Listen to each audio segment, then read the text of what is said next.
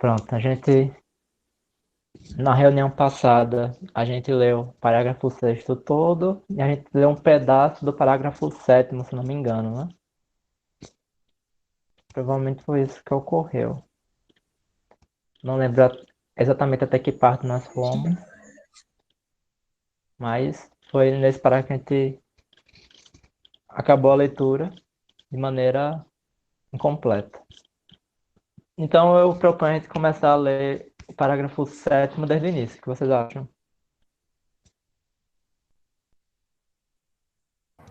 Sim, Beleza, então. Negação. Parágrafo sétimo. Se um pequeno traço vertical for anexado à parte inferior do traço de conteúdo, isto expressará a circunstância que o conteúdo não se dá. Assim, esse sinal significa que A não se dá. Chamo a esse pequeno traço vertical de traço de negação. A parte do traço horizontal que está à direita do traço de negação é o traço de conteúdo de A. Então, tem aqui o tracinho de negação, que está à direita, tracinho de negação, é o traço de conteúdo de A. E a parte do traço horizontal que está à esquerda do traço de negação é o traço de conteúdo da negação de A. Então, esse pedaço daqui para cá é o traço do conteúdo da negação de A. Ou seja, o traço de conteúdo, a criptografia, ele tem uma função semelhante à dos nossos parênteses. Ele delimita o escopo dos conectivos. Sem o traço de juízo, não se faz aqui ou em qualquer outro lugar da criptografia nenhum juízo. Perfeito. Então, esse sinal aqui é uma mera sugestão para formar a ideia de que A não se dá, sem contudo expressar se esta ideia é verdadeira. Se tiver algum tipo de problema, é só me interromper. Consideremos agora alguns casos em que os sinais de condicionalidade e de negação são combinados. Tem esse sinal aqui, que significa o caso em que B deve ser afirmado e a negação de A deve ser negada, não se dá. Certo?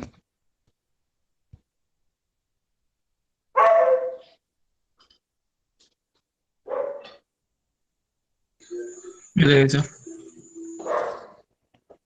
Por quê? Porque esse sinal sem a negação significa o caso que B deve ser afirmado e A deve ser negado, não se dá. Só que como aqui tem uma negação no traço de conteúdo da consequente, vou chamar assim, então no lugar de A eu coloco negação de A. Belezinha? Em outras palavras, a possibilidade de se afirmar simultaneamente A e B não existe. Ou A e B se excluem reciprocamente. Certinho? Desse modo, apenas os três casos seguintes permanecem: que A é afirmado e B é negado, que A é negado e B é afirmado, e que A é negado e B é negado. Em vista do precedente, é fácil indicar o significado de cada uma das três partes do traço horizontal situado à esquerda de A. Certo, vamos lá. Tem três traços à esquerda de A. Esse aqui. Peraí, deixa eu ver se. Agora está mostrando. Não está mostrando mais. Pronto. Tem esse aqui, que está depois da negação de A. Tem esse de baixo, que é do conteúdo de B. E tem o que está à esquerda do Lzinho, que puxa para o B. Estão visualizando? Sim, sim, tá tudo ok. Pode continuar. Pronto. Sim, Ana. Agora tem esse sinal aqui de baixo, que significa o caso em que A é negado e a negação de B é afirmada, não se dá. Ou A e B não podem ser simultaneamente negados. Apenas as seguintes possibilidades permanecem. A é afirmado e B é afirmado. A é afirmado e B é negado. E A é negado e B é afirmado. A e B conjuntamente exaure todas as possibilidades.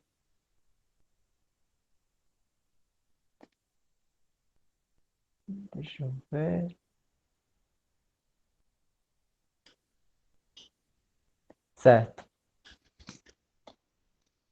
Eu acho a interpretação que isso aqui é uma explicação desse sinal. Esse sinal ele serviria quando A e B conjuntamente exaurem todas as possibilidades. Ou seja, não existe nenhuma possibilidade além de A e B.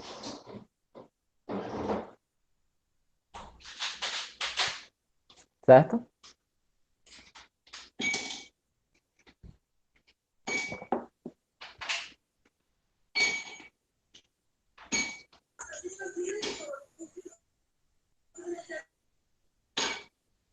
Ficou um pouco nebuloso, por exemplo. Tranquilo. Vamos dizer que você tem algum enunciado científico que quer enunciar que só existem duas possibilidades. Sei lá, eu não lembro de nenhum caso específico, mas esse período pode me ajudar um pouco com isso. Você consegue pensar em algum enunciado da física em que o teorema afirme que só há duas possibilidades? Hum,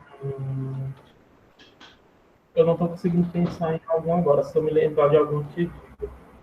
Beleza. Tá. Não querendo ser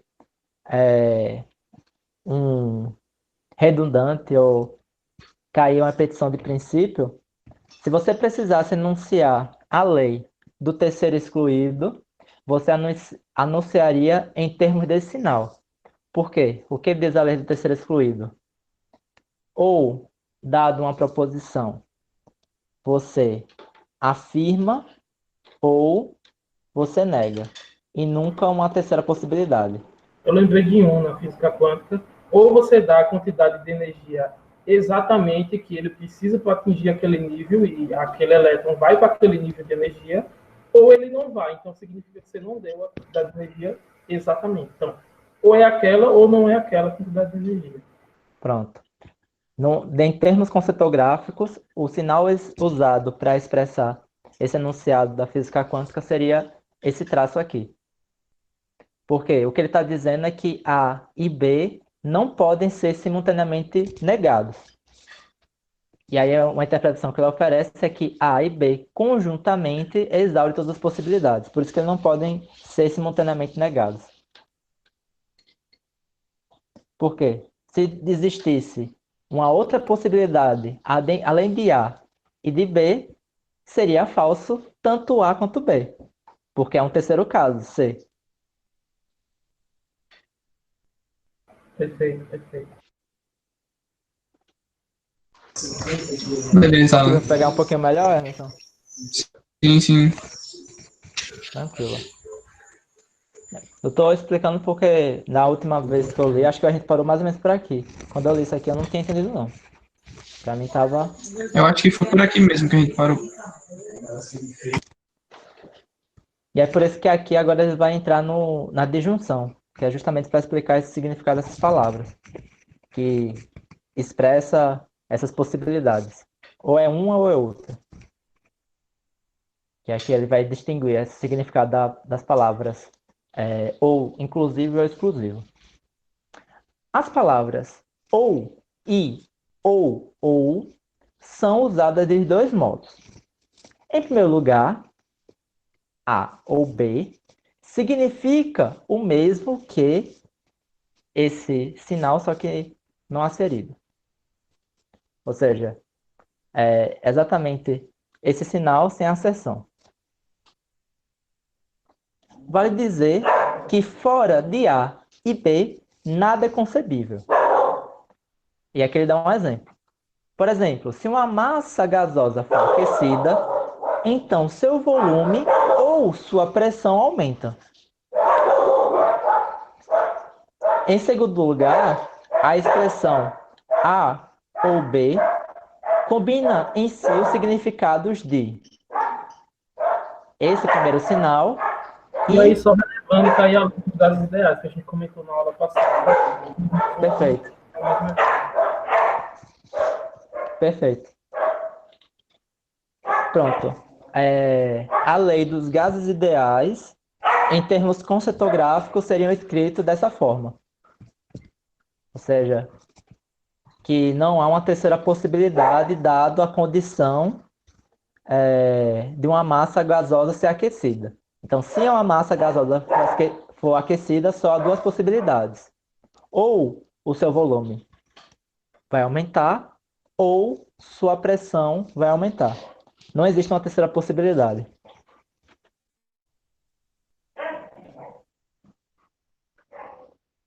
Certo. Voltando aqui.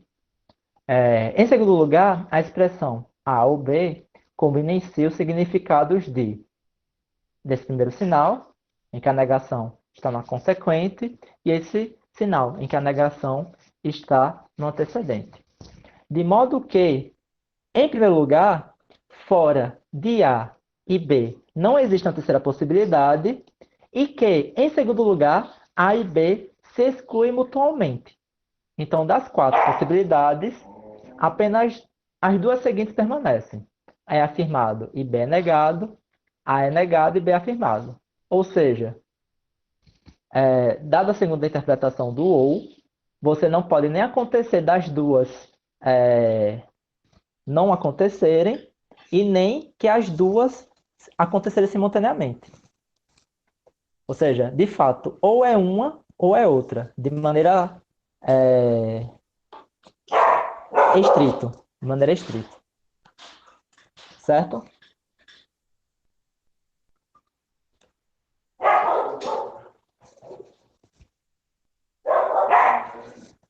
Dois dos modos de usar a expressão A ou B, o primeiro, em que a coexistência de A com B não é excluída, é o mais importante. E aqui usaremos a palavra ou neste significado. Então, o Frege conhece as duas funções que a palavra ou tem, mas ele opta somente pelo significado em que não tem a exclusão da coexistência de A com B. Talvez seja apropriado distinguir ou de ou, estipulando que apenas este último apresenta significado secundário de exclusão mútua. Podemos, então, traduzir isso aqui por A ou B, do mesmo modo que esse aqui tem o significado de A ou B ou gama.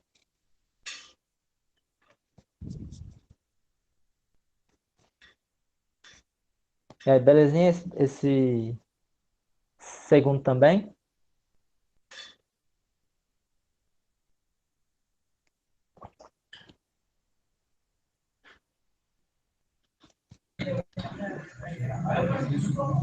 Nesse aí também já ficou mais troncudo. Vai ficar um pouquinho mais tranquilo, né? Uhum. Tá.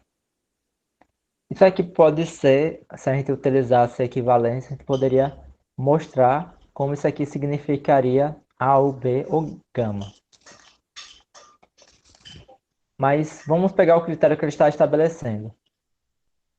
A ou B ou gama é o caso que pode acontecer dos três simultaneamente serem verdadeiros, mas que não podem ser os três simultaneamente negados.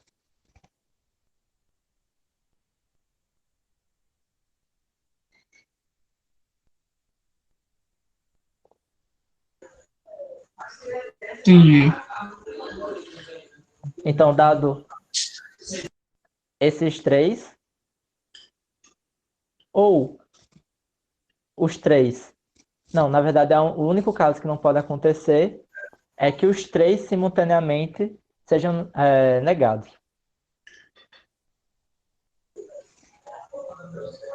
Entendi. Nesse caso aí, dessa forma, o ARC não está sendo, né? Não, o aqui não está sendo, mas porque aqui é condicional. Isso aqui em tradução significa não acontece. Vou colocar uma barrinha aqui. Não é o caso que gama seja negado e que. Ó, tá foda.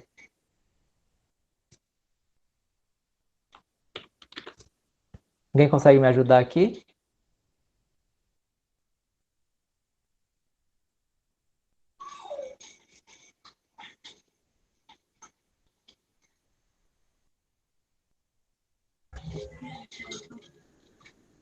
Esse daí ficou osso mesmo. Vamos lá. Rapidão aqui. Eu entendo, pelo que eu estava entendendo, P não se aplica, gama não se aplica e se aplica a. Nesse primeiro aí.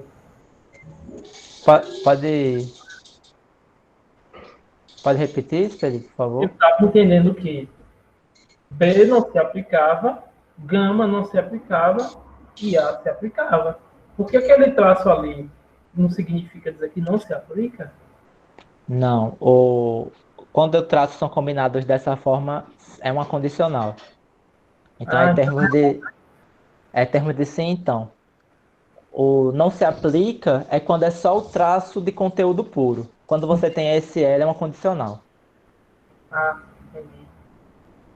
Então tá. Então sai uma condicional, ou A, ou B, ou gama.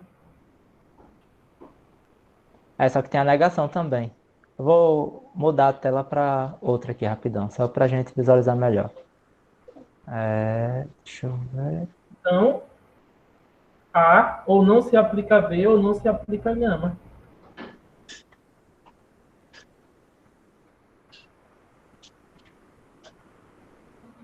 Aqui, é esse o sinal, né, que tá lá. É esse mesmo. Só que aqui a diferença é que eu adicionei uma barra de juízo. Se a gente fosse fazer aquela paradinha da tabela, iria ser 8 possibilidades. E aí, do 1 até o oitavo. Para utilizar o critério do Frege, né? Que o Frege estabelece assim.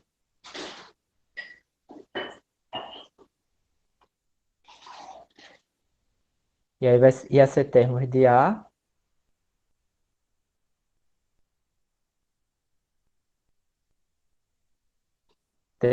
desculpa. Termos de beta, termos de gama.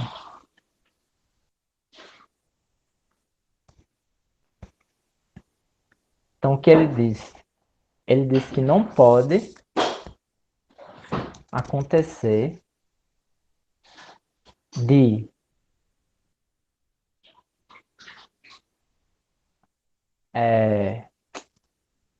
gama ser negado. Então, não pode.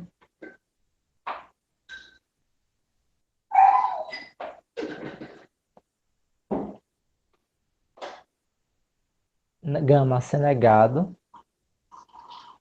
E a condicional se beta, se não beta, então alfa afirmado. E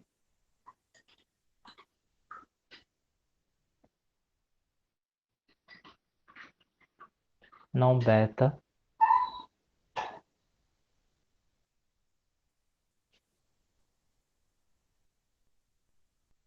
Estou escrevendo nesse sinais porque eu estou preso de escrever para extenso, viu?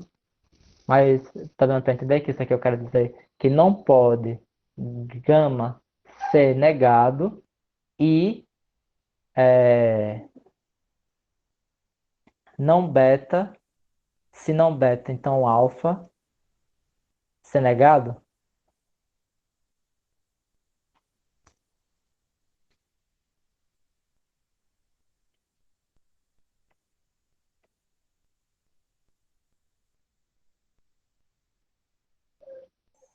Eu achei que era o não gama implica, não beta implica alfa, entre parênteses.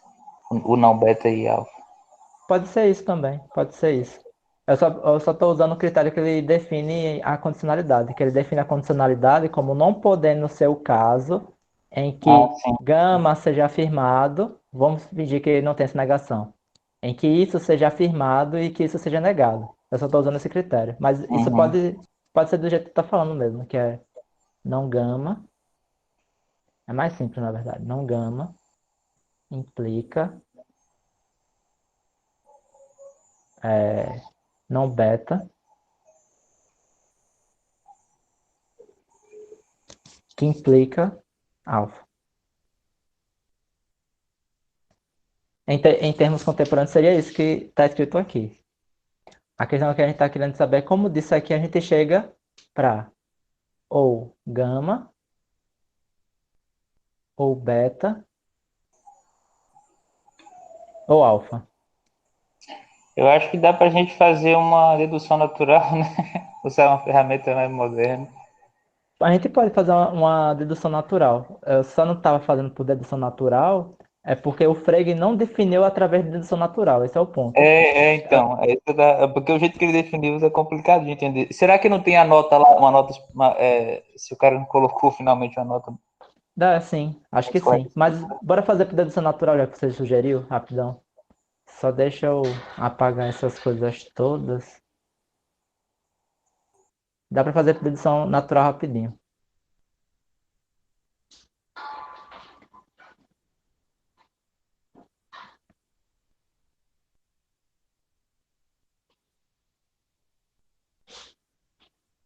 Que é uma série de equivalências, né? Vai ser assim, dedução natural. Vai ter, primeiro, essa premissa, gama implica não beta, que implica alfa.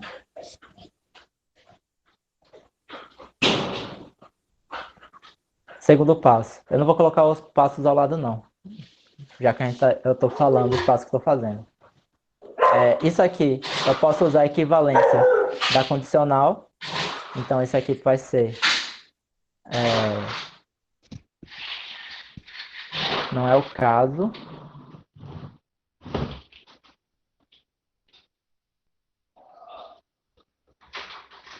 E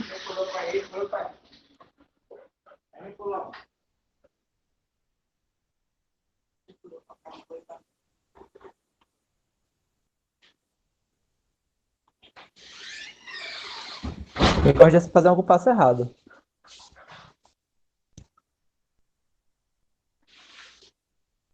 Não são equivalentes, 1 e 2?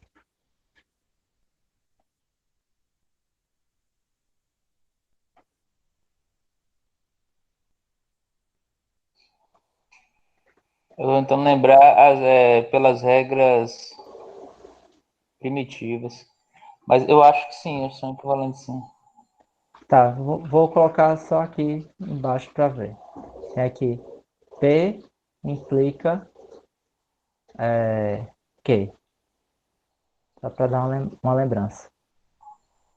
E tem não P e Q. Vai ter que sobrar espaço aqui. Distribui os valores de verdade.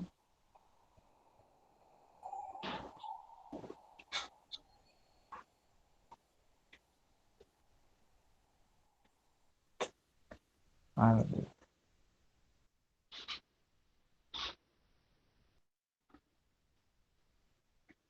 Caramba, é horrível usar o mouse, velho.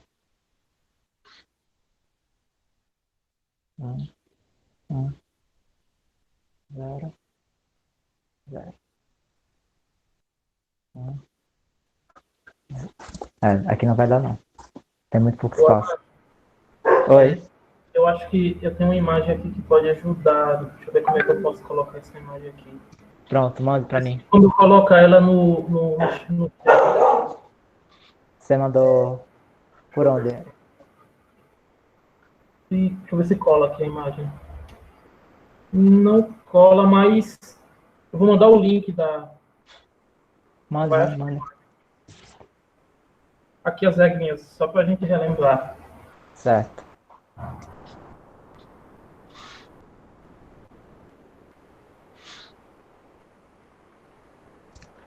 A imagem é a primeira. Da- Não, mas a gente não está usando regra de inferência, não. A gente está usando equivalência. Então, eu vou pesquisar já que você colocou. Equivalência da condicional.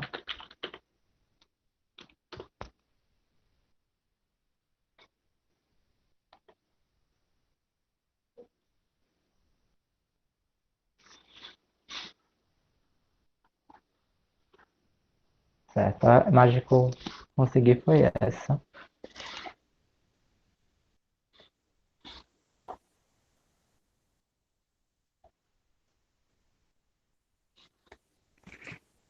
E a sentença era essa daqui. Então,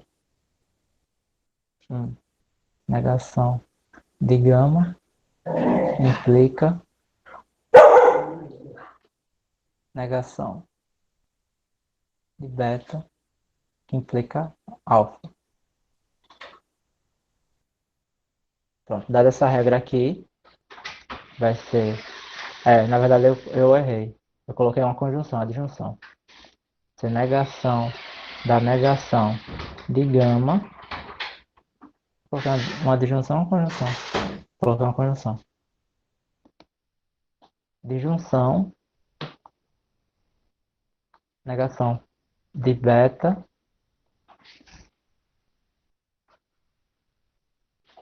implica alfa.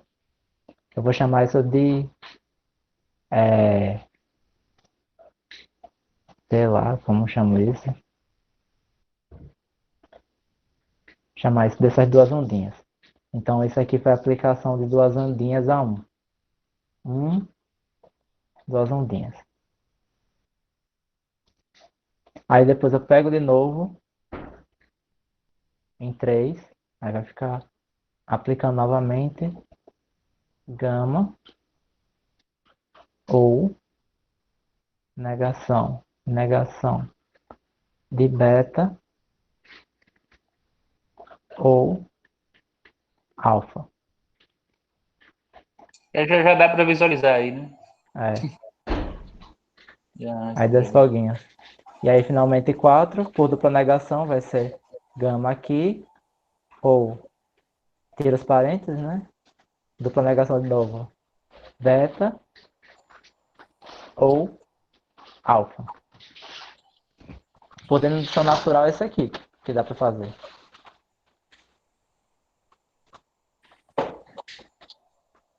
Certo?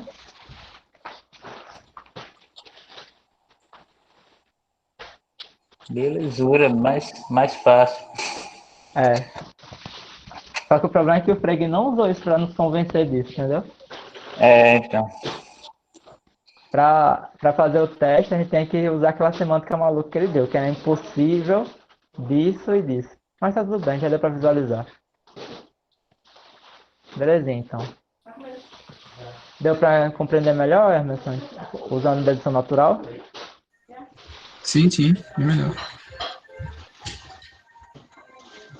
Tá, então vou voltar ao texto.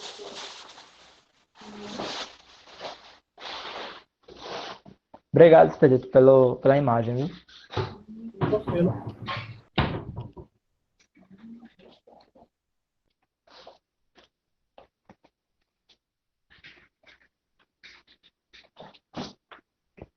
Tá.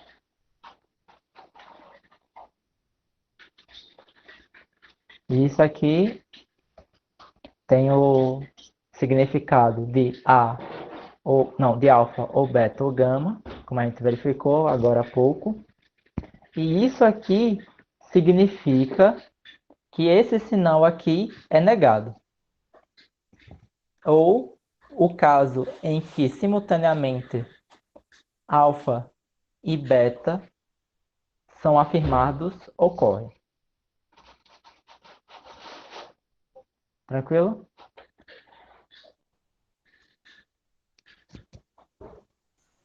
Belezinha. Por outro lado, as três possibilidades facultadas por esse sinal, que eu já disse lá em cima, são excluídas.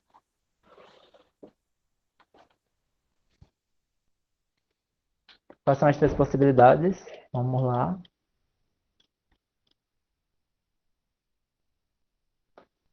Deixa eu ver só o sinal, né? Para ter certeza. Não, esse aqui é o outro.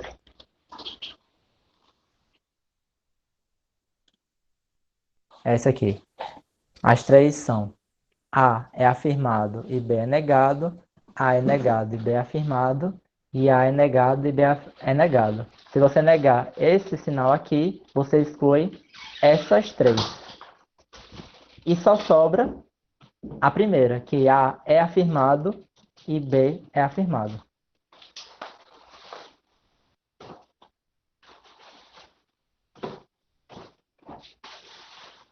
Que é, consequentemente, isso aqui pode ser traduzidas. Ambas, A e B, são fatos. Certo? Sim, sim. Também é fácil ver que esse sinal aqui bonitinho pode ser traduzido por alfa e beta e gama. Então, se você coloca uma negação no A e você coloca uma negação antes de todas as condicionais, o que você tem é A e B, não, alfa e beta e gama. Vocês querem que eu faça também a dedução natural disso aqui?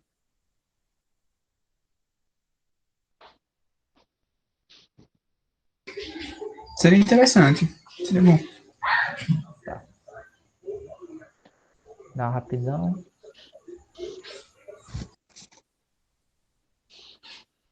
Só para colocar o sinal aqui, porque eu não sei, não lembro de qual é. Alfa.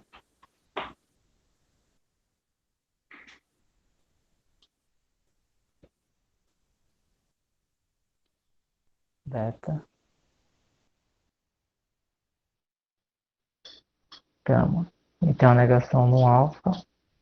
E tem uma negação antes de todas as condicionais. Tá. Vou compartilhar para vocês.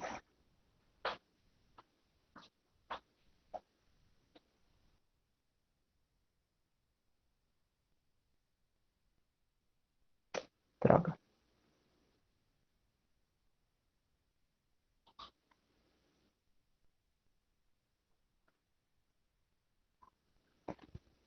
Pronto. Estão conseguindo ver?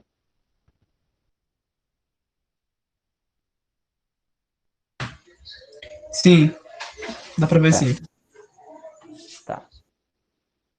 Isso aqui formalizado, ele vai ser negação, abre parênteses, de gama, que implica beta, que implica não alfa.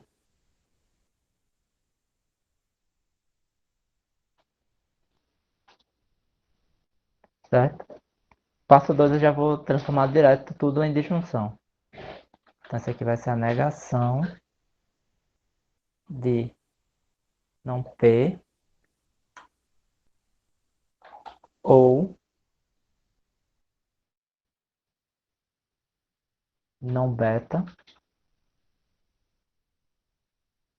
ou não alfa. Por fim, o passo 3 For De Morgan, vai ser gama e beta e alfa. Certo?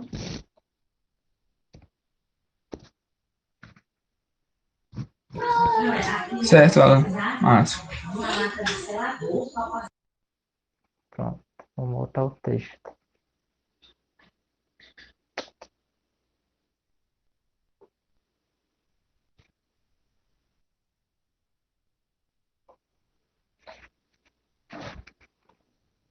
É até um exercício bacana de fazer. Pegar o livro e ficar formalizando em lógica atual. Caso se queira representar por sinais ou A ou B com um significado secundário de exclusão mútua, então temos que expressar isso aqui, que é o primeiro sinal e o segundo sinal, e disto resulta ou esse primeiro sinal ou esse segundo. O que vocês estão achando? Isso é para representar o exclusivo. Caralho. Diga aí. Esse daí que é pra tatuar, velho. Velho. O outro do começo é fichinha. Caramba, parece um Megazord na hora de transforma, velho. Parece mesmo. Bem isso, Megazord. E perceba que o Frege ele não se abstém de vez em quando de misturar linguagem natural com linguagem conceitográfica antes de introduzir o sinal. Sim. Uhum. Ele já fez isso outras vezes, mas eu estou apontando mesmo. Em lugar de expressar como aqui se faz o "e" por meio dos sinais de condicionalidade e de negação, poder-se também, ao inverso, representar a condicionalidade por meio de um sinal para "e" e para um sinal a negação. Ou seja, você também poderia, aparentemente acho que é isso que você está falando, no lugar de representar a conjunção em termos de condicional e negação, você definir a condicional em termos de conjunção e negação. Aí aqui ele dá um exemplo. Poder-se introduzir, digamos, esse sinal como o sinal para o conteúdo total de gama e delta. E assim representar esse outro sinal mediante esse. Ou seja, a negação ou é negado que B seja afirmado e que alfa seja negado. Certo? Certo. Esse sinal aqui de colchetes seria uma possibilidade de um sinal para definir a conjunção em Frege. Aí ele fala aqui: escolhi o outro modo, isto é, o sinal para a condicionalidade, porque me parece que ele possibilita de maneira mais simples expressar a inferência. A distinção entre e mais é de um tipo que não pode ser expressa nessa constografia. O locutor emprega mais quando quer sugerir que aquilo que se segue é diferente daquilo que se poderia a princípio supor.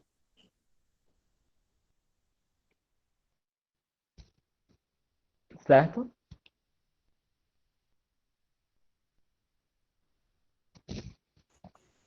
Sim, sim.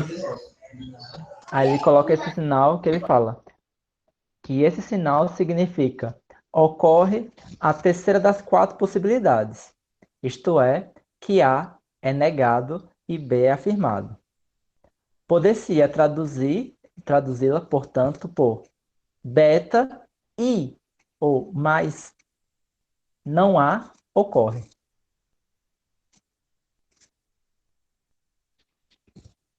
Tá tranquilo até aqui, né? É, tá dando pra ir sim. Em resumo, o que ele falou foi o seguinte: nessa primeira parte, ele falou que preferiu definir as coisas em termos de condicionalidade, porque é mais simples de expressar a inferência, e que você usa o mais quando você fala que é diferente daquilo que poderia a princípio se supor. É só isso que ele diz. Aí talvez uma maneira de simbolizar essa quebra de expectativa fosse dessa maneira, a partir desse sinal. Pode-se traduzir a combinação de sinais, que é esse daqui, do mesmo modo que esse daqui, que significa o caso em que simultaneamente A e B são negados ocorre. Portanto, pode-se traduzir a expressão acima como nem A nem B é um fato.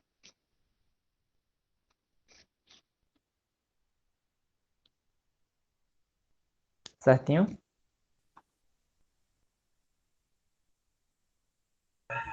Certinho. Agora, para mim, não é evidente não que esse primeiro sinal e esse segundo sinal são equivalentes. Para vocês Para mim não é. Eu estava pensando que talvez a gente devesse tentar fazer umas equivalências dentro do próprio sistema do Frege, certo. que vai ser complicado, porque eu não estou conseguindo ver com clareza no sistema de Frege essas. Eu tenho que fazer uma conversão e tal para me tentar entender melhor. É porque o critério que ele estabeleceu, eu vou colocar entre aspas, é semântico, né? É você pronunciando daquela maneira. É negado que A seja afirmado e B seja negado. É assim que ele estabeleceu esse sinal aqui. Aí tô colocando por dedução natural porque é muito mais fácil verificar mesmo. Agora, esses dois aqui é punk mesmo. Eu não consigo ver assim diretamente que eles significam o mesmo, não. Na verdade, tenho minhas dúvidas se significam o mesmo. Vamos dar uma olhada.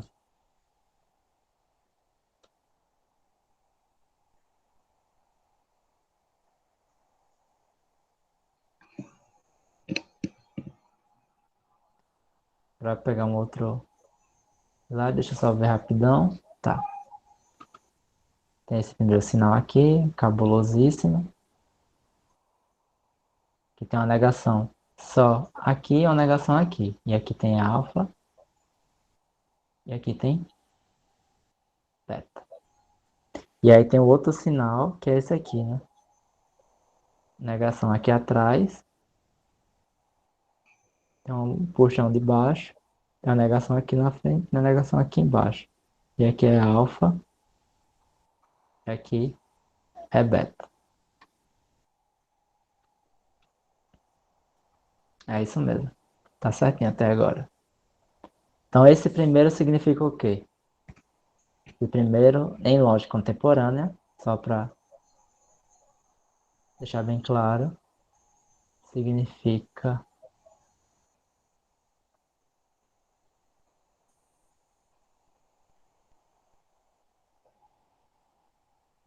isso aqui, certo?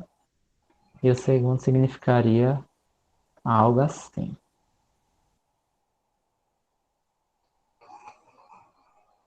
Implica não há. Concordam? Por que você usa o implica se aquele L significa o ou? Não, o sinal, como Frege estabeleceu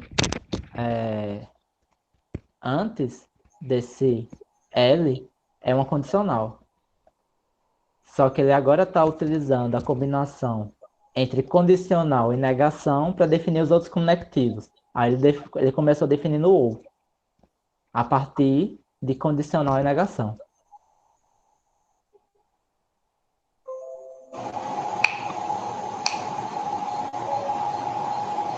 Certo?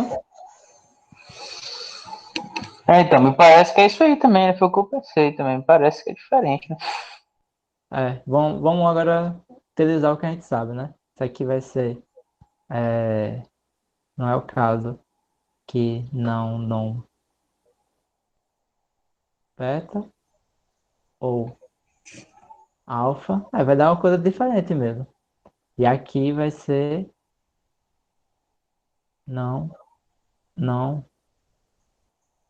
beta ou não alfa. Pronto, a gente não precisa nem continuar, a gente já sabe olhando para cá que são diferentes. Aqui já dá para olhar que é diferente mesmo, mas é só para ser chato. Agora eu vou ter que olhar no original, deixa eu ver como tá no original. Rapidão, se vocês me permitirem, viu? Deixa eu ver.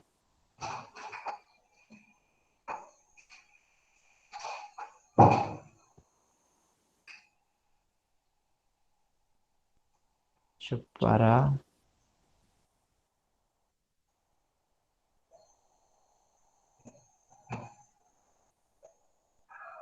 Pronto. Tá dando para visualizar aí o dito Sim, sim. cujo? Certo.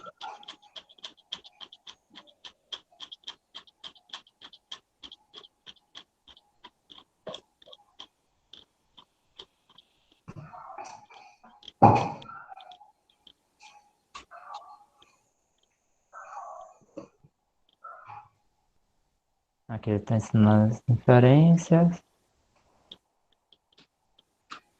da negação.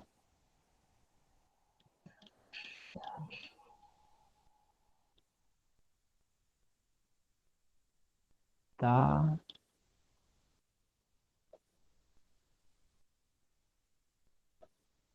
Já passamos por isso. Passamos por isso também.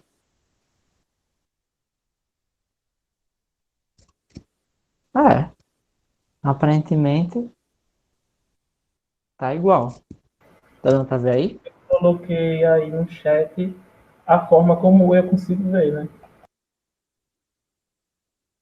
Deixa eu ver.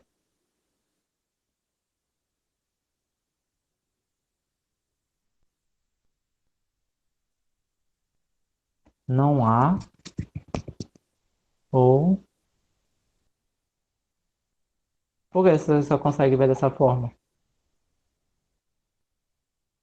Porque ele está comparando a imagem, aquela imagem que a gente parou.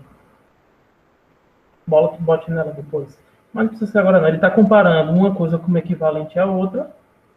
Então eu estou colocando a implicação na equivalência, né? E estou traduzindo por parte.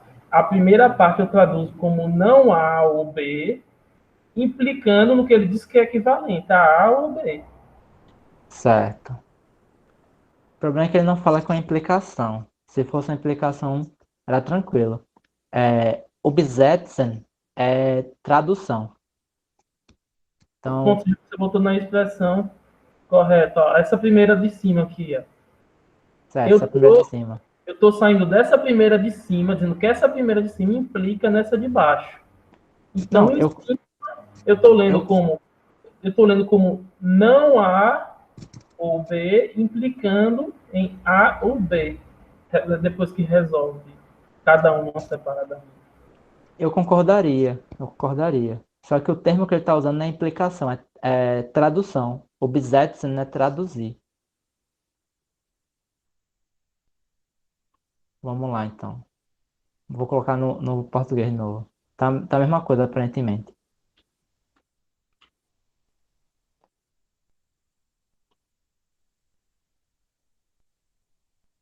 Aqui, ó, em vez de colocar obsetzen, ele colocou do mesmo modo. Poderia ser colocado traduzindo. Aí aqui embaixo. Tem aqui o termo traduzir. Ele deslocou o traduzir daqui para cá, para cima. pode-se traduzir a combinação de sinais disso aqui do mesmo modo disso aqui.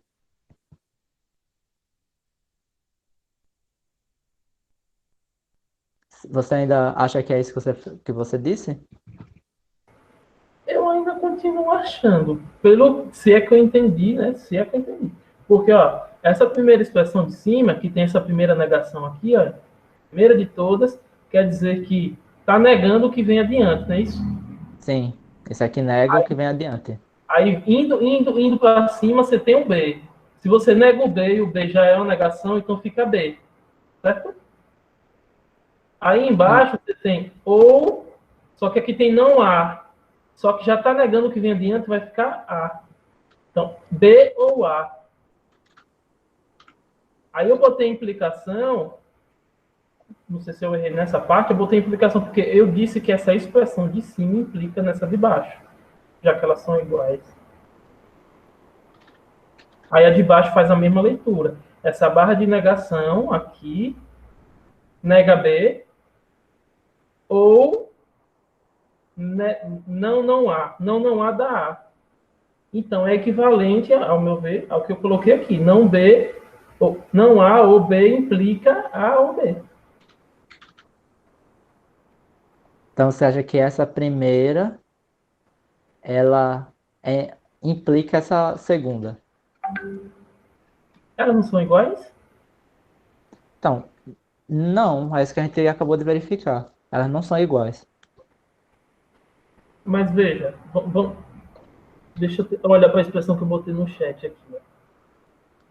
Se não A ou B. Então não A vai ser B, certo? Implicando em A ou B. Não sei, só consigo ver dessa forma. Enfim. Eu não tô nem entendendo como você está conseguindo ver. O que você está conseguindo ver.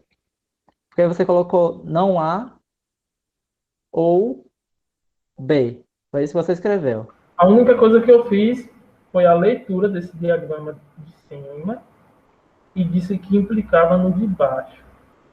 Mas é isso que tô achando estranho, porque a leitura desse diagrama de cima é um condicional. É um condicional que não ocorre da condicional que tem uma antecedente negada e tem uma consequente negada.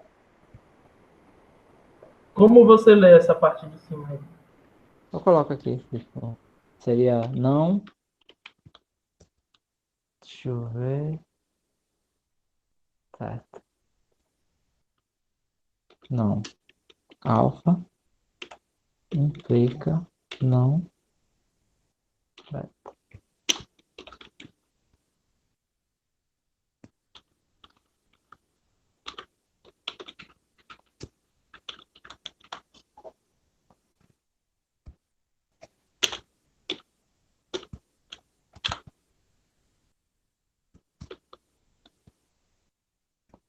Desculpa se não escrever certo, só tem uma mensagem enorme aqui do Windows não original que impossibilita de ver o que eu estou escrevendo.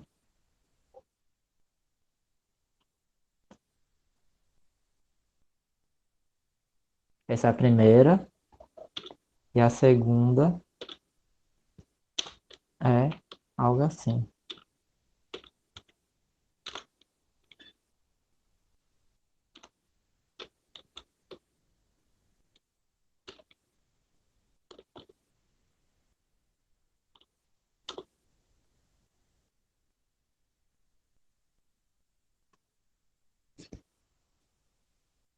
Agora uma outra possibilidade que eu tô vendo é que, na verdade, talvez o que ele está dizendo é que essa primeira pode ser traduzida por essa de baixo. Em vez de. É verdade, pode ser porque tem ali do mesmo modo, mas tem um ponto, né? Tem um ponto. Do Eu mesmo também não modo, tenho enxergado, também não tenho enxergado muito bem esse ponto, não. Vai tentar essa hipótese? eu acho que essa aqui sim, tá aparecendo. Eu acho que Ah, sim, essa aqui parece que é o caso, né? é bem mais visível, né? e também tá invertido. O alfa tá em cima e o beta embaixo aqui tá ao contrário. É. Bora tentar fazer. Só pra tirar o desencargo de consciência. Sim, tá bom. É porque eu olhei assim e eu falei, não, pra mim não parece que são parecidos, sinceramente. Tá. Então, só deixa eu dar uma rápida olhadinha. Bom, se você me diz que aquela barra que desce e corta embaixo, ela significa implique, não ou, tudo bem. Mas o sinal que o Frege definiu só foi negação e condicional. Tem até no sumário isso.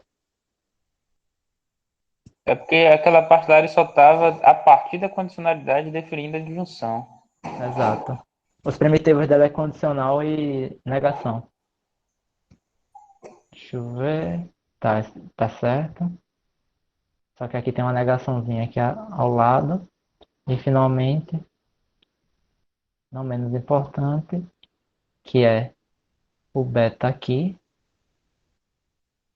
E agora o alfa aqui embaixo. Só que agora tem negação em tudo, né?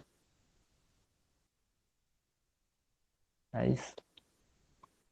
É isso, é isso. Tá. Isso aqui é uma negação de se beta, então, ó. Fazer logo. Vai ser negação de beta ou alfa. Agora vamos ver se isso aqui também é a mesma coisa, né? Tá, tem essa negaçãozinha aqui. Tem a negação de alfa e tem a negação de beta, certo? E agora, para aplicar as mesmas regras, né? Vai ser negação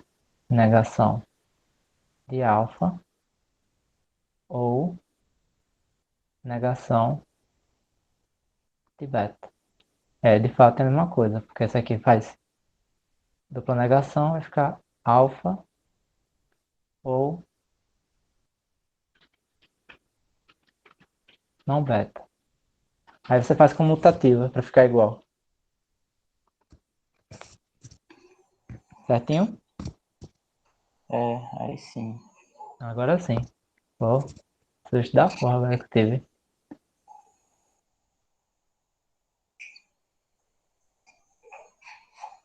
Tá perfeito.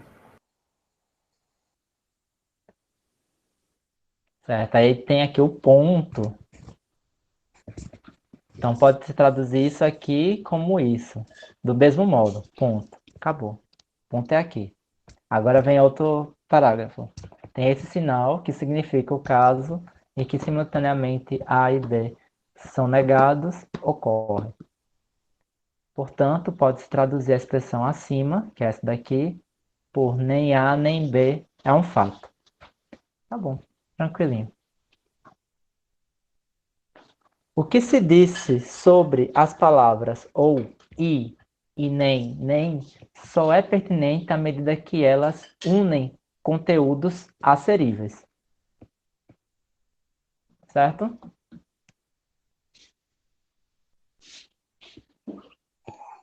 Certito. Agora tem Show. umas notas aí, né, dessa parte que a gente leu. Sim, a gente vai ler agora. A gente tá, para evitar muito spoiler da sessão, a gente tá lendo a sessão toda e depois ir para as Sim. notas. Certo, a primeira começou a 39, não, foi antes, né? 37. Acho que a primeira foi 37. E acho que vai até a 40.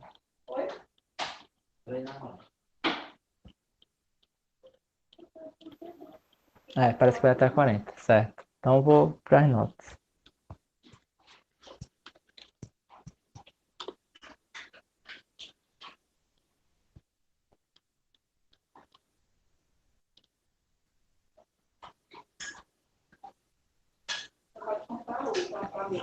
Pronto, pode ler? Você está dando para visualizar as notas aí?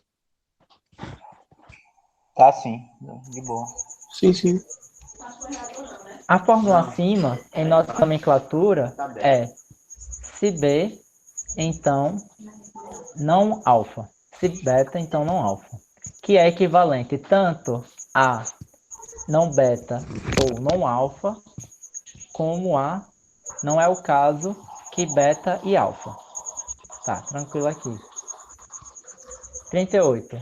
Em nossa nomenclatura é não beta, se não beta, então alfa, que é equivalente tanto a beta ou alfa, como a não é o caso que não beta e não alfa. Também tranquilo. Frege discute agora os dois sentidos da palavra ou. Com efeito, a partícula ou pode ser inclusiva, a saber, beta ou alfa. E nessa acepção é expressa em termos de implicação do seguinte modo: se não beta, então alfa. Mas o ou pode também ser exclusivo, ou seja, ou beta ou alfa. E assim é expressa em termos de implicação, como se segue.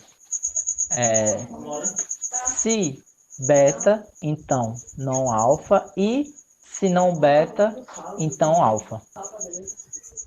Certinho?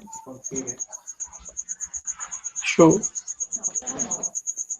Frege aqui nos diz que a conjunção se beta, então não alfa, e se não beta, então alfa, que é a disjunção exclusiva, pode também ser representada condicionalmente do seguinte modo: não é o caso que se não beta, então não alfa, então não vai ser o caso de se beta, então não alfa. Ou ainda, não é o caso que se beta, então não alfa, então não vai ser o caso que não vai ser o caso de se beta, então alfa. Certo? Aqui é aqueles dois sinais monstruosos que o Frege mostrou, um ao lado do outro. Ficou bem melhor agora, para entender. Olhando aí, né? A linguagem que a gente já está habituado. Eu confesso que fico confuso com essas implicações. Às vezes eu fico mais familiar com a anotação do Frege mesmo. Se fosse Às vezes conjunção. parece até mais simplificada mesmo, porque começa a ficar bem complicadinho aqui, né? Extenso demais. Essa aqui é um monstro, pô. Você não, é até difícil de saber o escopo de cada um. Assim, difícil no sentido de leitura, né? É dá para identificar facilmente pelos parênteses. Certo, enfim. Frege introduz seu sinal para a conjunção, que é esse aqui, que significa A, alfa e beta. Já que cumpre ser lido de baixo para cima, igual aos outros sinais. Com este sinal e a negação, é possível se expressar condicional, em termos de não é o caso que beta e não alfa. Isto é, se beta, então alfa. Tá bom. E aí a gente termina as notas. Tranquilinho? Alguma dúvida a respeito do que a gente estava lendo?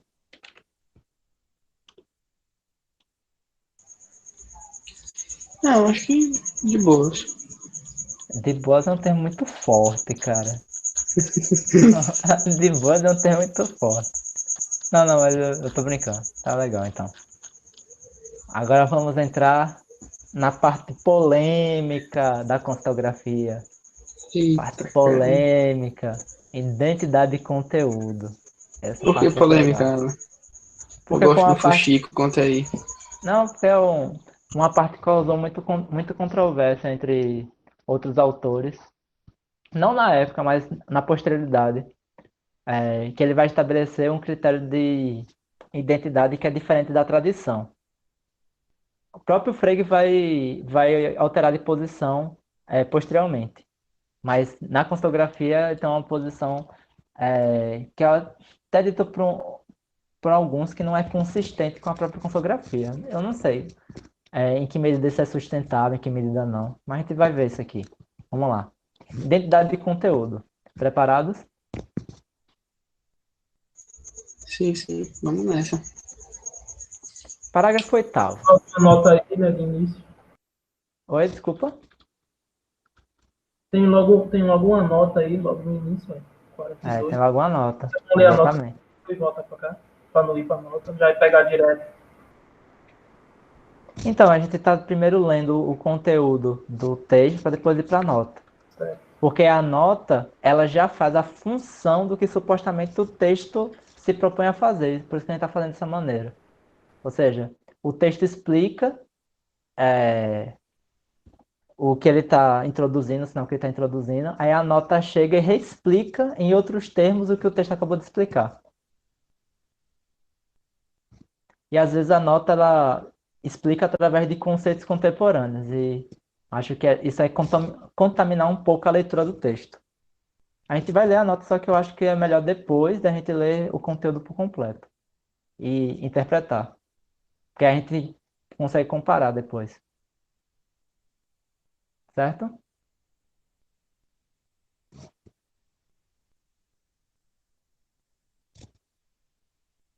Tá. Parágrafo 8º. A identidade de conteúdo difere da condicionalidade e da negação à medida que ela relaciona nomes e não conteúdos. Aqui está a polêmica. Pronto. Além disso, embora os sinais sejam usualmente meros representantes de seus conteúdos, de modo que toda combinação que eles ocorram expresse apenas uma relação entre seus conteúdos, de imediato eles, sinais, se mostram a si mesmos quando se combinam por meio do sinal de identidade e conteúdo, pois é desta maneira que é designada a circunstância de que dois nomes têm o mesmo conteúdo. Então a parada é a seguinte, ele está até agora falando de conteúdo para lá, conteúdo para cá, e agora quando chega na identidade, a identidade se dá entre nomes. Sentiu a quebra nesse contexto?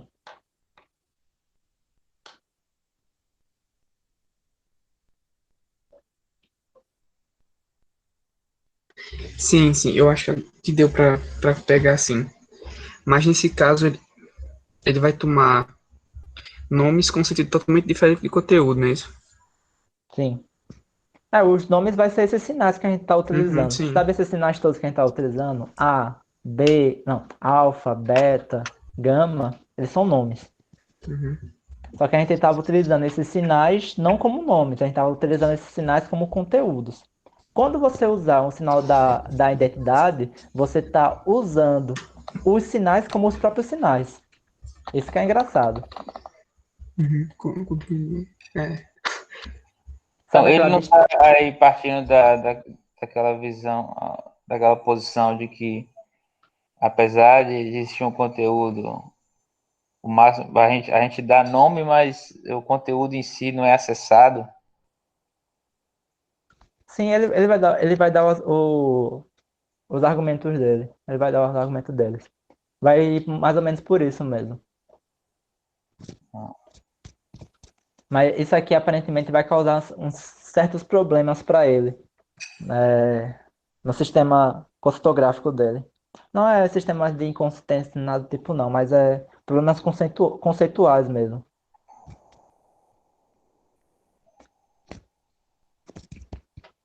Mas Entendeu? isso não sou eu que estou apontando, não. Isso é os críticos dele que apontam. Até consensual. Eu nunca consegui entender muito profundamente essa crítica, não. Mas vamos ver se a gente consegue Vislumbrar essa crítica em conjunto. Certo. Consequentemente,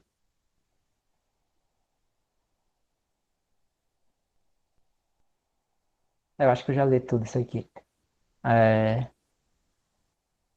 Não vou reler. A identidade de conteúdo difere da condicionalidade da negação à medida que ela relaciona nomes e não conteúdos.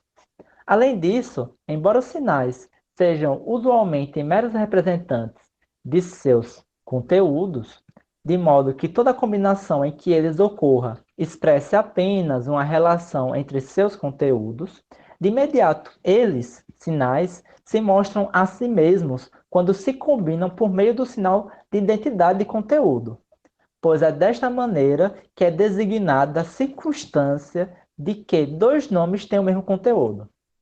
Aí, parênteses, se a gente fosse usar o critério que o Mortari estabelece entre distinção de uso e menção, isso aqui seria utilizado a menção, não o uso. A gente teria que colocar aspas simples entre as letras, porque a gente está falando diretamente acerca dos nomes e não dos conteúdos na qual elas estão se referindo. Consequentemente, a introdução de um sinal de identidade de conteúdo necessariamente produz uma dicotomização no significado de todos os sinais, já que o mesmo sinal, por vezes, representa seu conteúdo e, por vezes, a si mesmo. Isso aqui é fenomenal, essa parte desse parágrafo. Que aqui é a quebra e o estabelecimento entre linguagem, objeto e metalinguagem. Frege já estava consciente disso quando escreveu a constelografia, isso que eu acho impressionante. Ou seja, eu vou reler. Consequentemente, a introdução de um sinal de identidade de conteúdo necessariamente produz uma dicotomização no significado de todos os sinais, já que o mesmo sinal, por vezes, representa seu conteúdo e, por vezes, a si mesmo.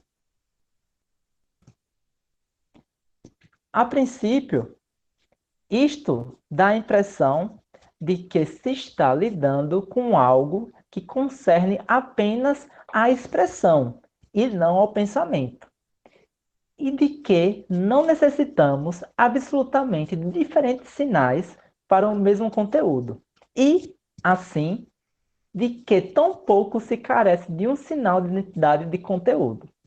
Uau!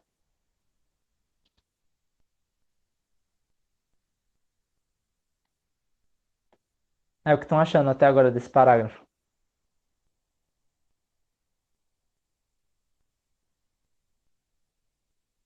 Eu acho que Fred é um pouco louco. Isso literalmente não é de boas. Tá, eu vou ler o parágrafo todo e depois a gente debate um pouco acerca desse parágrafo. Uhum. Certo. Para mostrar quanto há de errôneo nesta impressão, tomo o seguinte exemplo da geometria. Sobre uma circunferência de um círculo, existe um ponto fixo alfa, em torno do qual gira uma linha reta. Fico com essa imagem. Quando esta linha reta forma um diâmetro do círculo, chamamos, o extremo oposto do ponto A, do alfa e do ponto beta, que corresponde a esta posição da reta. A seguir, denominaremos beta o ponto de interseção das duas linhas, isto é, a interseção da circunferência com a reta, correspondente à posição da linha reta em cada instante de tempo. Este ponto beta segue a regra segundo a qual as variações contínuas na posição da linha reta devem sempre corresponder a variações contínuas da posição de beta. Em consequência, o nome beta significa algo indeterminado à medida que não se especifique a posição correspondente da linha reta. Pode-se agora perguntar a que ponto corresponde a posição da linha reta, quando esta for perpendicular ao diâmetro. A resposta será ao ponto A. Neste caso, portanto, o nome beta tem o mesmo conteúdo que o nome alfa. E não obstante, não poderíamos usar de antemão um único nome, pois a justificação para assim proceder é dada inicialmente pela resposta acima. O mesmo ponto é determinado de duas maneiras. Primeiro, diretamente pela intuição, e segundo, como o ponto beta que corresponde à linha reta perpendicular ao diâmetro.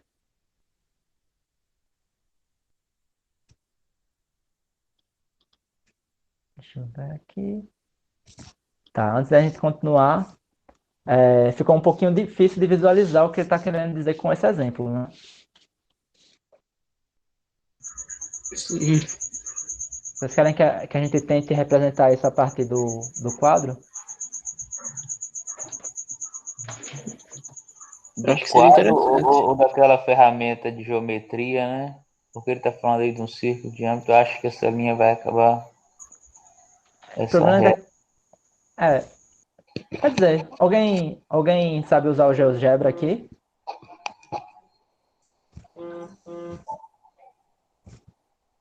É porque o Euclideia não tem esse exemplo específico, o Euclideia tem coisas pré-definidas. Ah, sim. Infelizmente ele não tem. Mas dá para usar o GeoGebra. Só que eu não tenho habilidade suficiente para usar o GeoGebra ainda. Você tem, Expedito, habilidade para usar o GeoGebra?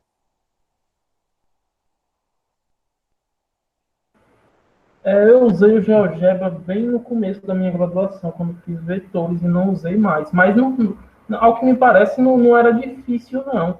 Você botava a equação, que é x quadrado mais y quadrado mais z quadrado, igual a 1, por exemplo, aí você tem um círculo de raio 1. Uhum, Aí, para passar a reta nesse círculo, eu não lembro como é. sim. Mas para você fazer a figura geométrica, é só botar a equação dela. Eu já te falei. Você tem o GeoGebra aí? Mas acho que nem necessitava, porque dava para você desenhar um círculo lá, onde você estava fazendo mesmo, Certo. e, seguindo o texto, reproduzir o desenho conforme o que foi entendido, né?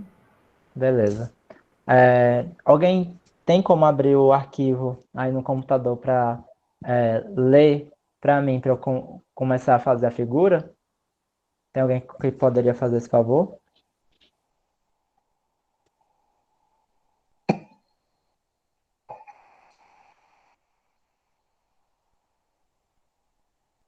Tá. Deixa eu ver aqui se eu tenho aqui. Vai ficar um pouquinho difícil para mim ficar lendo, desenhando. Vê se dá pra você. Eu não baixei aqui ainda. Deixa eu ver aqui se eu acho que o Alan, acho que o Mari falou que vai sair agora. Ah, beleza. Até mais, Mariana. Obrigado pela presença. Sério mesmo. Foi muito bacana. Valeu, Mari. Tchau. Valeu, Mariana. Qual é a página mesmo, Alan, que tá aí? Oi? Qual é a página que tá do exemplo? No documento é 34. Deixa eu ver aqui. Pronto, coloquei. Você acha que começar a ler mais ou menos da onde? Deixa eu só ver. Você começa a ler para mostrar o quão há de errôneo nessa impressão. Ele está 1, 2, 3, 4, 5, 6, 7, 8, 9, 10, 11, 12. Mais ou menos na linha 12 do parágrafo.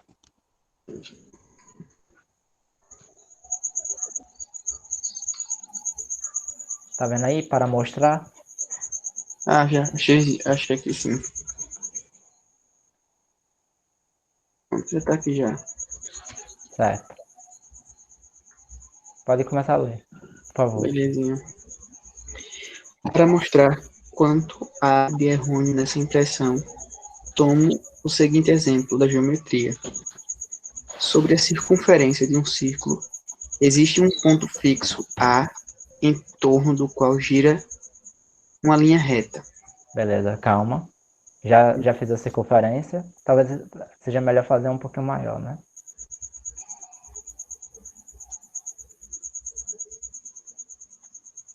Pronto. Não, talvez um pouquinho menor.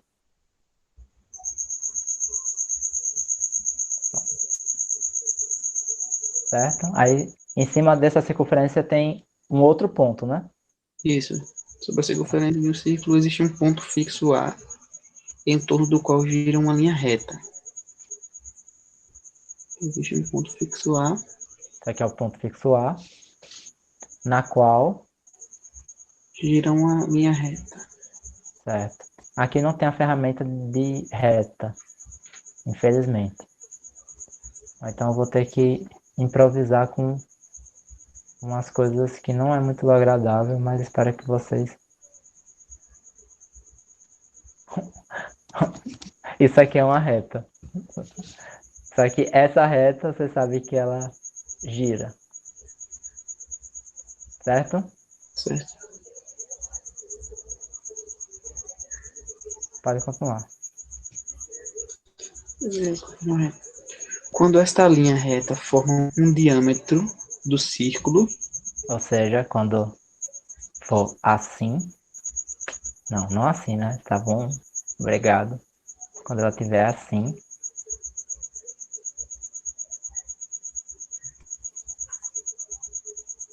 chamamos o extremo oposto do ponto A de ponto B, que corresponde a esta posição da reta.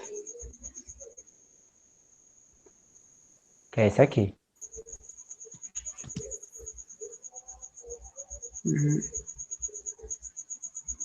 Corresponde a seguir, denominaremos beta o ponto de intersecção das duas linhas, isto é, a intersecção da circunferência com a reta, correspondente à posição da linha reta em cada instante de tempo. Certo. Lê desde o início até esse ponto de maneira corrida. Ok. Deixa eu achar aqui. Bom, achei. Para mostrar quanto há de errôneo nessa impressão, toma o seguinte exemplo da geometria. Sobre a circunferência de um círculo, existe um ponto fixo A, em torno do qual gira uma linha reta. Quando esta linha reta forma um diâmetro do círculo, chamamos o extremo oposto do ponto A de ponto B, que corresponde a esta posição da reta.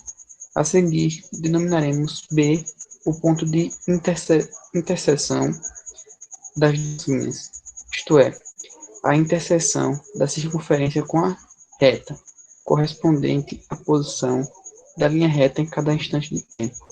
Perfeito. Então, o que ele está querendo dizer é uma coisa assim, ó. Pá.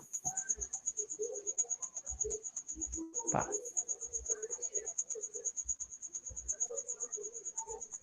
Que é um beta.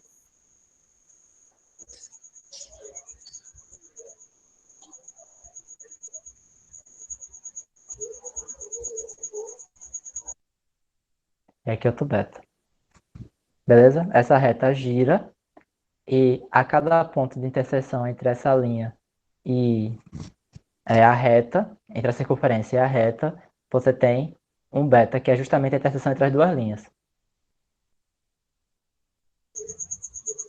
Sim, Certo? sim. Certo.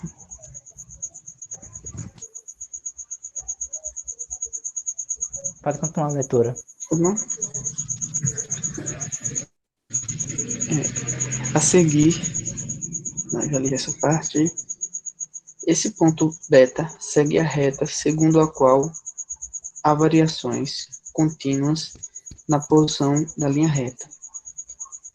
Deixa eu reler. Este ponto beta segue a regra quando este ponto beta segue a reta segundo a qual há variações contínuas na posição da linha reta, devem sempre corresponder variações contínuas da posição de beta. Em consequência, o nome beta significa algo indeterminado à medida que não se especifique a posição correspondente da linha reta.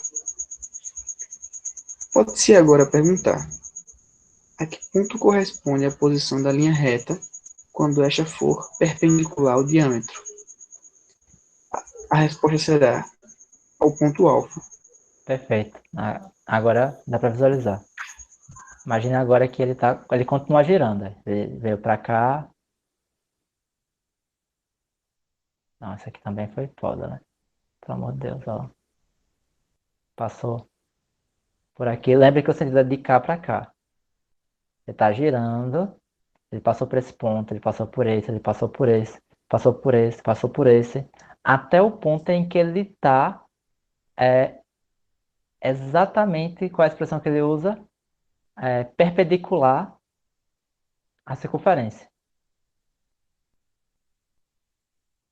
Não é? Não é essa expressão que eu estou usando? Ou Isso mesmo. seja, ele vira uma tangente dessa circunferência. Então tem esse ponto. Tem esse ponto. Vê que o beta está se deslocando. Ele estava aqui, ele passeou por aqui, depois passeou por aqui, passeou por aqui, passeou por aqui, e a reta vai se assentando cada vez que... Ele é secante em todos os pontos, exceto na tangente. Perfeito, exatamente. Então, quando qual é a condição de beta quando essa reta for tangente à circunferência? Quando ele coincidir com alfa. Então, nessa circunstância, ele está aqui em cima. Se fosse uma pergunta de uma questão de matemática, qual é o único ponto em que ele não é secante? Seria a resposta. Quando ele é igual ao ponto A, por exemplo. Perfeito. Perfeito. Conseguiu visualizar todo mundo? Pra falar a verdade, bem, mais ou menos. A ideia é o seguinte, esse bocado de reta que você está vendo é uma só que ela é tempos distintos de uma mesma reta. Ela começou aqui Sim. e ela começou a passear como se fosse um ponteiro de relógio. Uhum. E a cada passeio que ela dá, ela intercepta um ponto da circunferência. Na verdade, dois. A e B, A e B, A e B. Sempre A e B, A e B. Somente em um ponto, naquela parte lá em cima, é que só toca em A. Sim. Sim. Mas o A é constante. A única coisa que está variando é o beta. Então o A é constante aqui em cima, que é o ponto onde você definiu a circunferência, e a circunferência está girando ao redor de alfa. Seria mais ou menos assim. Imagine um relógio em que você define um ponto de onde é que o ponteiro vai girar ao redor. Certo? Sim. O meio desse relógio vai ser esse ponto A. E aí o ponteiro ele vai passar na circunferência como se estivesse passando pelos números do relógio. Uhum. Só que, claro, né, a diferença é que, enquanto no relógio esse ponto está no centro da circunferência, nesse caso específico, esse ponto ele está fixado em uma das extremidades da circunferência. Certo? Certo, sim. Consegui visualizar. Certo. Aí essa reta vai começar a girar. E a cada momento que ela girar, o ponto beta vai interceptar um ponto diferente dessa circunferência. Ele vai passear por aqui. Ó. Imagine que tem um círculo que está passeando por aqui. Deixa eu ver. Eita, não. Aqui não. Isso aqui já é exclamação. Tá. Aqui, ó. Caramba.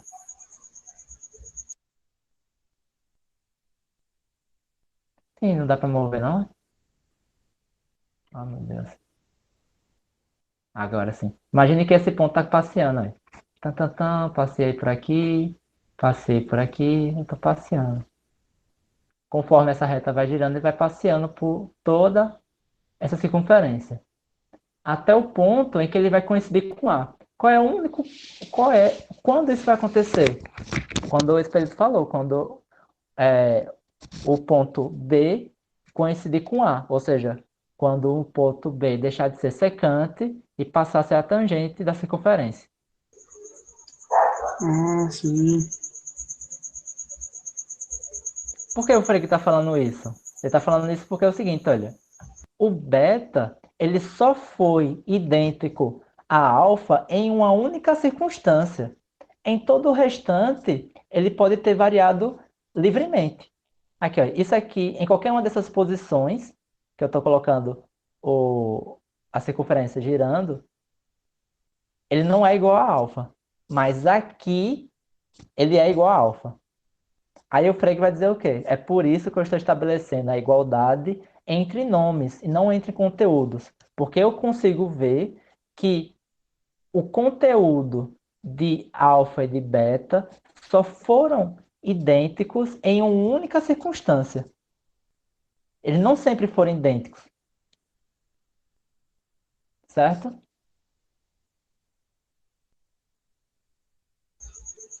Me parece que faz sentido, sim. Porque, por exemplo, quando você fala que alfa é igual a beta, o que você está informando é isso. Ou seja, o nome dos dois designa a mesma coisa. E quando você fala que é diferente, você está falando que ele é um desses pontos quaisquer. Por isso que ele diz que é uma diferença que se dá de nomes e não de conteúdo. Na física, a gente chama isso de fasor. O que é um fasor? O fasor é a gente definir um ponto fixo, como foi definido aí, e fazer algo variar em torno desse ponto fixo. Isso vai se comportar como um oscilador harmônico simples. Em certos momentos, ele vai voltar a passar pelo ponto fixo. Então, isso serve para a gente identificar movimento de planetas. A gente pode pegar movimento de planetas e perceber que ele se comporta dessa forma. Isso é um sistema de fasores que a gente utiliza na física. Perfeito, Felipe, perfeito. Legal mesmo. Muito legal, né, para falar a verdade. Todo mundo conseguiu visualizar a parte desse exemplo? Sim, sim. Pode escrever. É um exemplo legal, diga aí. É um exemplo super legal. Pena que não tem a ferramenta de reta, tive que fazer isso com mão. Não, mas deu pra. Aquele laço que os planetas dão quando estão fazendo a órbita. Tem um laço lá que era mal explicado, sabe?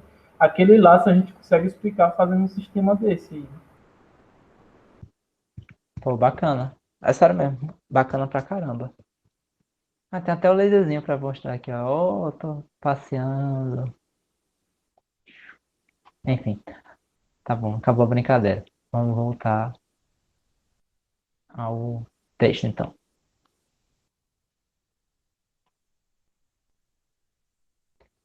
Acho que agora que a gente visualizou o exemplo, a gente pode continuar lendo o texto.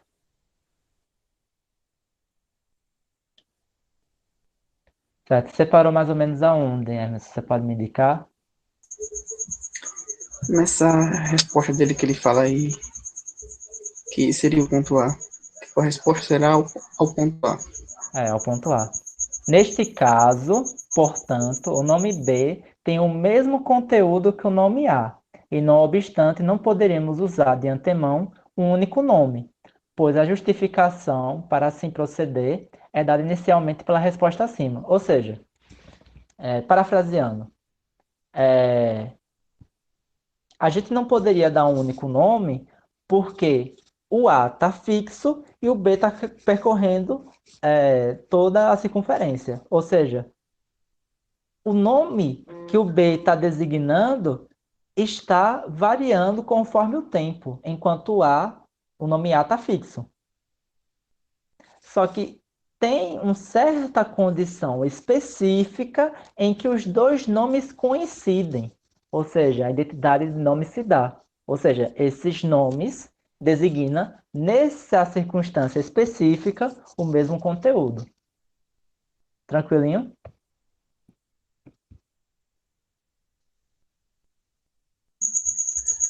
Tranquilinho. O mesmo ponto é determinado de duas maneiras. Primeira, diretamente pela intuição, e segunda, como o ponto B, que corresponde à linha reta perpendicular ao diâmetro. Cada um desses dois modos de determinação, Bestimmungsweise, corresponde a um nome particular.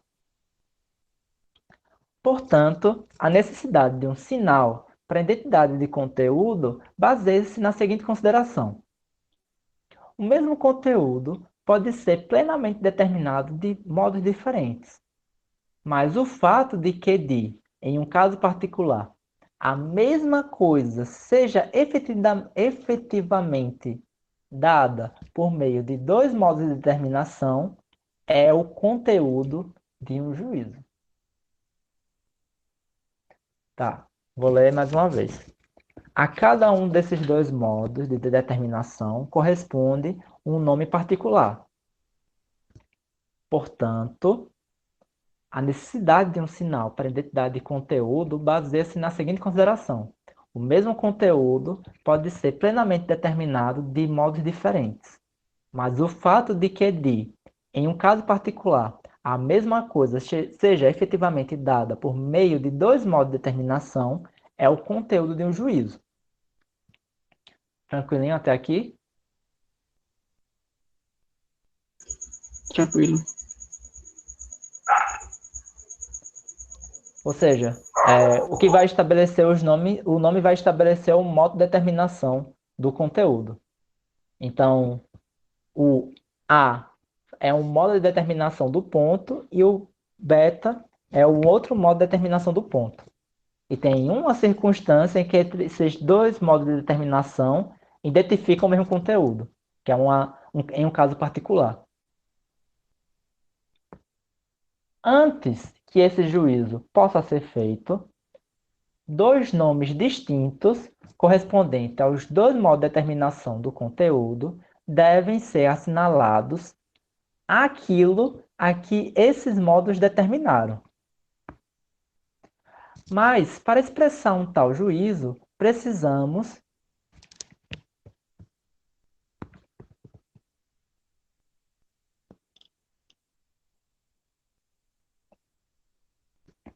Isso aí, Eduardo.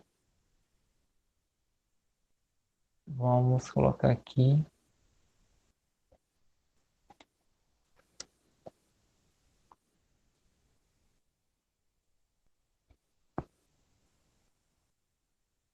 Mas para expressar um tal juízo, precisamos de um sinal de identidade de conteúdo que liga esses dois nomes. Não, desculpa.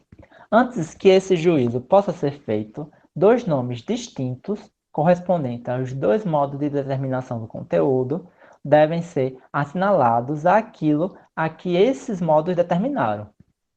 Mas, para expressar um tal juízo, precisamos de um sinal de identidade de conteúdo que ligue esses dois nomes. Disso se segue que nomes diferentes para o mesmo conteúdo nem sempre são uma mera questão irrelevante de forma. Pelo contrário, eles atingem a própria essência da coisa, se eles estão associados a modos diferentes de determinação do conteúdo. Isso é extremamente legal, velho. Sério mesmo. Porque, no final das contas, nomes vai designar modos de determinação do conteúdo. É isso que ele está querendo dizer com essa parte. E aí, você vai estabelecer a identidade quando esses modos de determinação diferentes do conteúdo determinarem o mesmo conteúdo.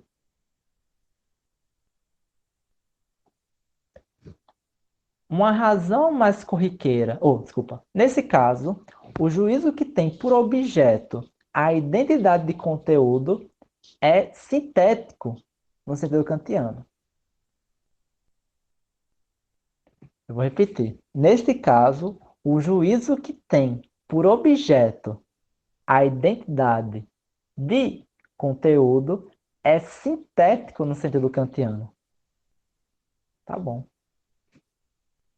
Tá bom, beleza, então. Consegue entender essa frase?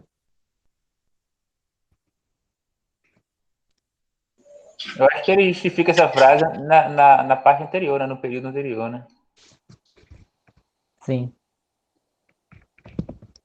O sintético no sentido kantiano é que, de fato,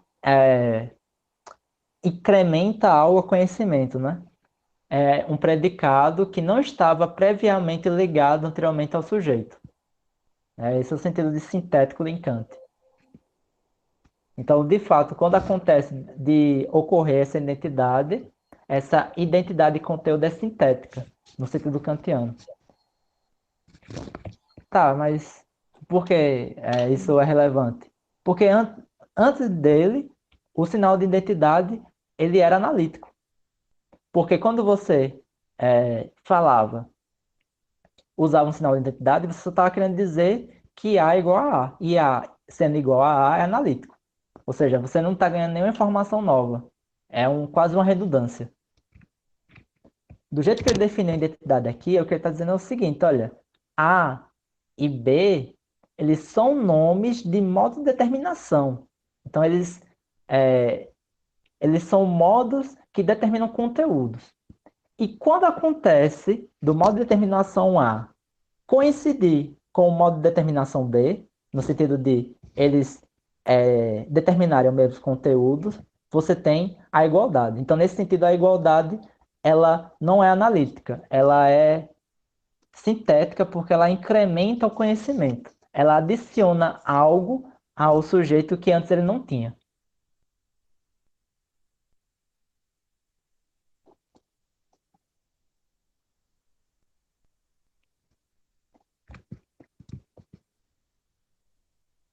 O que vocês acham? Show. Bacana. Neste caso, desculpa, uma razão mais corriqueira para a introdução de um sinal de identidade de conteúdo é que, às vezes, é conveniente introduzir, em lugar de uma expressão muito longa, uma abreviação. Quando isso se dá, temos que expressar a identidade de conteúdo entre a abreviação e a forma original. Então, façamos que isso aqui signifique o sinal alfa e o sinal beta têm o mesmo conteúdo conceitual, de modo que, em qualquer caso, sempre se pode substituir alfa por beta e reciprocamente. Ou seja, quando você utiliza esse sinal, o que você está estabelecendo é que os dois modos de determinação eles são idênticos. Certo?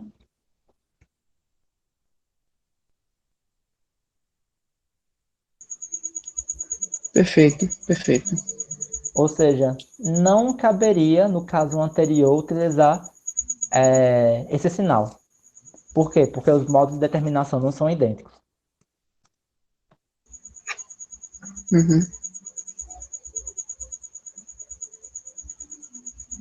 Agora, bora ler a notinha que a gente deixou vaga, né? Notinha 42.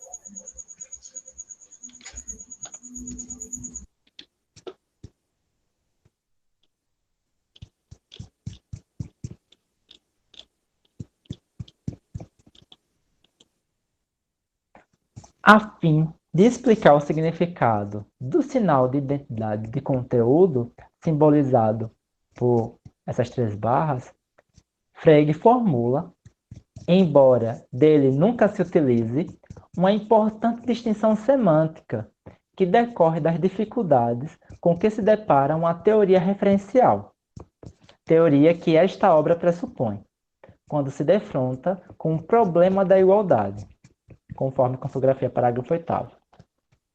De fato, ele ponderou tais dificuldades quando pensou em introduzir um sinal especial de igualdade no contexto de sua cartografia.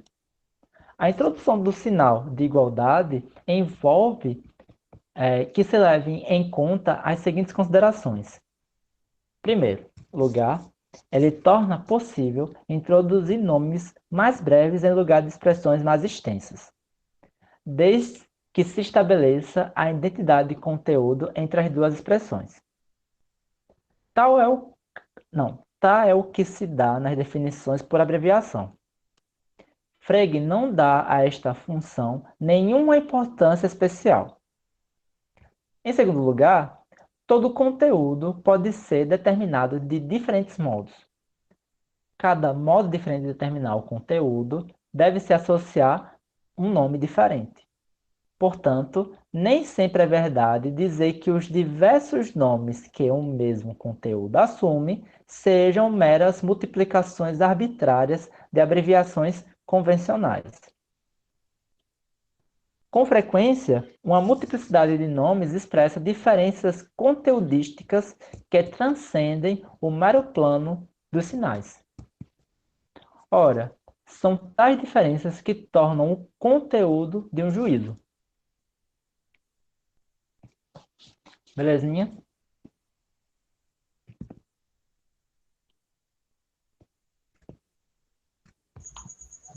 Show de bolices. Tranquilones. Ele só explicitou uma coisa que a gente já segue há um bom tempo, né? Porque, por exemplo, se eu falo pegue um número e some com outro, a gente simboliza através de quê? A gente simboliza através de x mais y. Mas pode acontecer de x e y serem iguais, mas mesmo assim a gente utiliza letras diferentes. Por quê? Porque x e y são, de uma certa maneira, denotam, vou utilizar essa expressão, mas não de maneira muito precisa, domínios que podem ser percorridos de maneiras distintas. Então, a maneira que você vai percorrer x vai ser diferente da maneira que você vai percorrer y. No caso, conteúdos que variam na... Deixa eu ver. Seu valor determinado. Sim. Mas aí quando você informa, por exemplo, x mais x, o que você está dizendo? Toda vez que você escolher 2, você vai ter que pegar 2 e somar com 2. Toda vez que você pegar 3, você vai pegar 3 e somar com 3. E assim por diante. Porque como você usou a mesma letra duas vezes, a maneira que você determina o conteúdo são iguais para as duas. Então, o que você determinar com uma, você vai determinar com a outra. Isso não acontece quando a gente usa letras diferentes. A gente usa letras diferentes justamente para simbolizar que o modo de determinação desses conteúdos, eles são diferentes. Eles podem coincidir, mas eles não vão ser necessariamente iguais a todos os casos. Então, pode ser que x mais y seja, num caso particular, 2 mais 2. Mas, em outro caso, pode ser 2 mais 3, 2 mais 4, 1 mais 3, e assim por diante. Mas aqui eu fico com uma dúvida, né? Certo. Porque nesse caso, seria quando você determina que uma tal letra, ela tem esse valor. Tipo, vamos supor, estabelece que x tem um valor de 2, e esse valor não pode variar, e aí quando você soma x mais x, vai sempre dar igual a 2. Certo. Já nesse caso aqui, a letra ela não está variada, ela não está, vou usar essa expressão mesmo, estagnada com um determinado valor. Ela pode variar, no caso, uma das letras, ou as duas, no caso. Então, x pode ser 2, e y pode variar, tipo, 1, 2, 3, 4, não é isso? E aí, quando o y for 2, aí ele vai receber esse sinal de identidade. Não, então, esse o ponto que eu estou tentando observar. Esse sinal de identidade, tal como o Frege está definido, não se aplica a esses casos. O que o Frege está mostrando é que, a partir do exemplo, é que nem sempre uma identidade de conteúdos vai ser uma identidade entre nomes. É isso que ele está mostrando. Por quê? O modo que você determinou A e o modo que você determinou B foi modos totalmente distintos, em que B diferiu de A em todos os casos, exceto em um.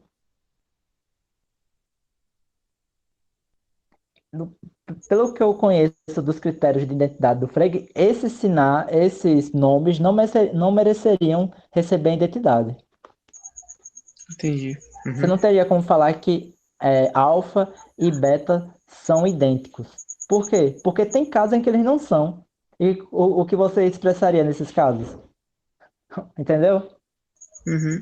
Você expressa que alfa e beta são idênticos quando esses nomes eles determinam em todas as circunstâncias os mesmos pontos. Aí você coloca esse critério. Então eu consegui compreender. Mas, Aí, mas aí você me pergunta, mas Alan, mas não existe um caso em que eu queira denotar que alfa vai ser igual a beta? Eu vou falar, sim.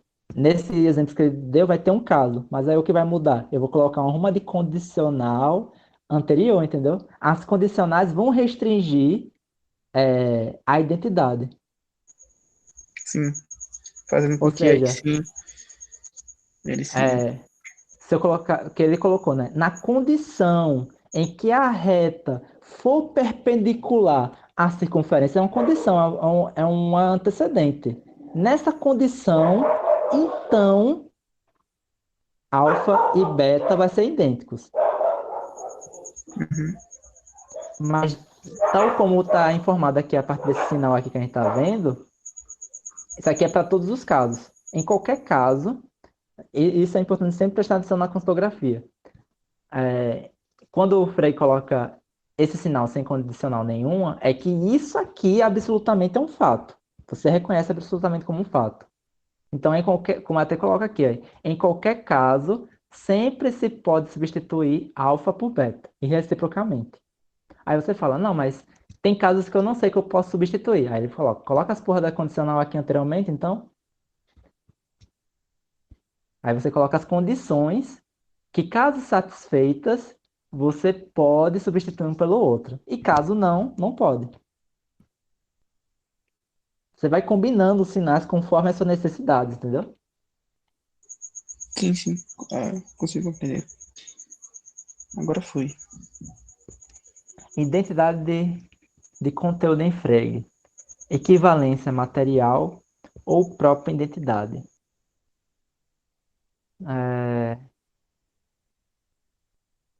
Então,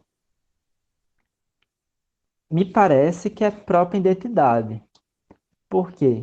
Porque depois ele vai definir uma equivalência material, que é você tem uma implicação de.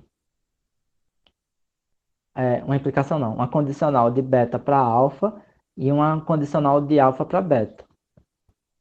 Só que no sistema criptográfico dele, ele diz que. Ele diz não, ele coloca uns axiomas. Se você tem uma identidade, você pode fazer essas implicações, essas equivalências materiais. Só que elas são coisas distintas, elas não é o mesmo sinal, aparentemente.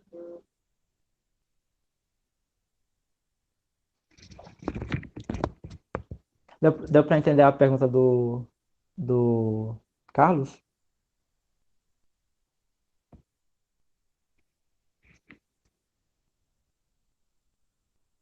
Ah, outra coisa. Por que que eu digo que é a própria identidade? Porque quando você vai fazer equivalência material, você faz equivalência material entre proposições. Aqui, subentende-se que é uma equivalência, pelo menos a partir do exemplo, entre objetos. Isso que é muito engraçado.